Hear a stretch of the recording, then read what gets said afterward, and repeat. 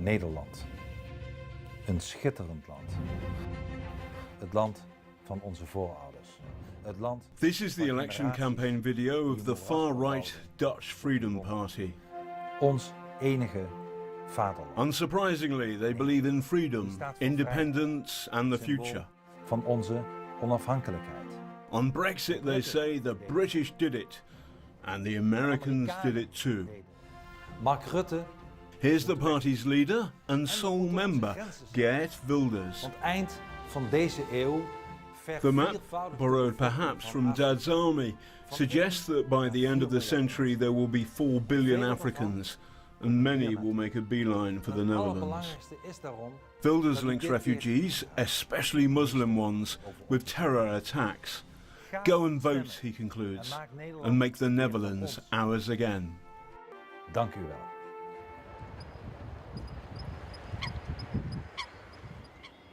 Wilders is a hard man to track down, but if you go down to the Dutch Parliament, you might be in for a big surprise.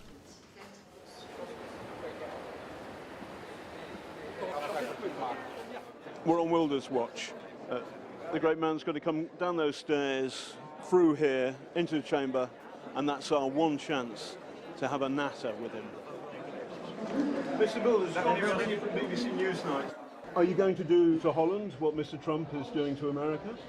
Well, you know, I am no Mr. Trump. I'm my own man and my own party in my own country. But indeed, there is what I call a patriotic spring going on. We saw the beginning of it with Brexit, that even though the political elite was making sure that the people were afraid to vote in favor of leaving the European Union. And the people did, in the majority. We saw in the United States that despite all the rhetoric of the elite, Mr. Trump won the election. I hope I can repeat the same thing, because once again, the people want to be in charge again. It's not only America first, it's also Holland first, and that's what I try to accomplish. Some people say that you're a bit of a fascist, though. Some people say that. Well, don't listen to those people. Some of them, but it's totally untrue. Wilders' hostility to Islam has led to death threats, so he's guarded by the police around the clock.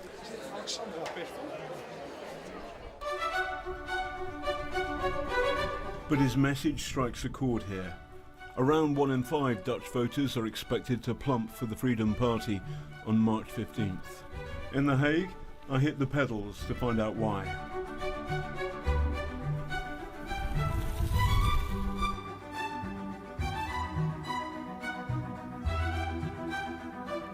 The Valentine's Day tat was out, but love was in short supply. Geert Wilders, you going to vote for him? Yes. The blonde one? Yes. Why are you going to vote for him? Because I'm fed up with all those mumbo-jumbo talking in the government, and it doesn't work anything. They say, look what we have done, what we have done. There's a lot of people who have not enough money to get around. When I was young, Holland was the most open and tolerant society. Yes. Something's changed. Why is that? Because we have a small country, and then there's an explosion of people. Too many children, too many people who, they have to help him, but it's full. We are full. You understand? He's looking where the people are angry about, and he's saying exactly what they want to hear. Because he's saying things like our older people have to get good medical care. He's saying something, but he's not going to do it, because the only thing he's doing is talk bad about the Muslims and give them the blame for everything. But most people don't trust the other politics, so they want to trust him to see what he's going to do. Then a strange thing happens. Wilders must have liked my robust approach, as I get a phone call inviting me for a formal interview. Hello. Geert Wilders, when did you last go for a walk on your own? On my own? Well, that's something like, 12, 13 years ago. All on my own, drive a car, go do some shopping, or empty my own mailbox at home. Being at my own home is more than 12 years ago, unfortunately. I'm on the death list from Well, Al-Qaeda, Taliban, many of that kind of organizations. What's the biggest cause by terror of the loss of Dutch lives in the last few years? Well, we were lucky to not have the kind of attacks that, for instance, Germany, Belgium, France, even the United Kingdom with the London attacks had. I was thinking about MH17. Sorry, there? I was thinking about MH17. MH17, yes. 193 Dutch people die. Yes. They're entirely innocent in a civilian airliner. That's true. Shot down. Sure. And the prime suspect is Putin's Russia. Well, we have to see about that. I'm sure it has to be cleared, and I would not bet that Russia had nothing to do with that, but still, let's wait for the prosecutor who is working on it now to handle, but you could be right.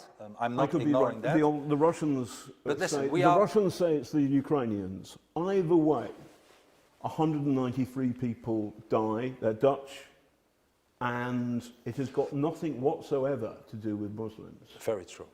And we have to see and wait. About because I don't know. Because there are other dangers in the world, aren't there? There's North Korea, there's Putin's Russia, and there are Islamist extremists, Islamist fascists. Fortunately, so aren't you a bit obsessed with just one element of the spectrum here, which is the Muslim spectrum, while ignoring perhaps Russian fascism? I tell you, the more that we import Islam, and I'm not talking about all the people. I'm not saying once again that all the people are extremist people, but the ideology and freedom are incompatible. So we are facing an existential problem here. If we allow to open our borders, if we allow to ignore the problems that we are facing today, let alone later in the century with the demographic situation in Africa, we will cease to exist. Our values, our identity will not be taken away by the European Union only, but by the Islamization of our society. And that does not work. And I want it to be stopped. Point. So Trump has pushed America first. Yes. You have Netherlands first, America first, Germany first, yes. Russia first. Don't we go back to 1939? No, I don't think so. I think that is a fear that some politicians put into our heads, but they forget telling us that we made a kind of other totalitarian organization dominant, which is called the European Union. I just had... The European Union is totalitarian? It's totally totalitarian. You speak your mind in China and in Russia, you may end up dead. Not in Brussels, not in Strasbourg. I'm not saying it's totalitarian to all the citizens of the European Union, but it's totalitarian towards the member states. You believe in the politics of identity, don't you? Who doesn't? Well, I suppose the people who believe in liberal democracy, the idea that everybody is equal under the law. It's a different way of looking at the world. People are equal. Ideologies, values are not equal. Religions are not equal. And what I told you before, the cultural relativists, people who believe that all cultures are equal, are the proof of the biggest disease Europe faced in the last decades. Cultural relativists who say Islamic culture is the same as Christianity, allow them and don't demand from them to integrate and to assimilate. This is the worst thing that has happened to us. Many Dutch find his views not just repellent but dangerous. So will Geert Wilders take power on March 15th? Probably not, as the mainstream parties will do their best to block him.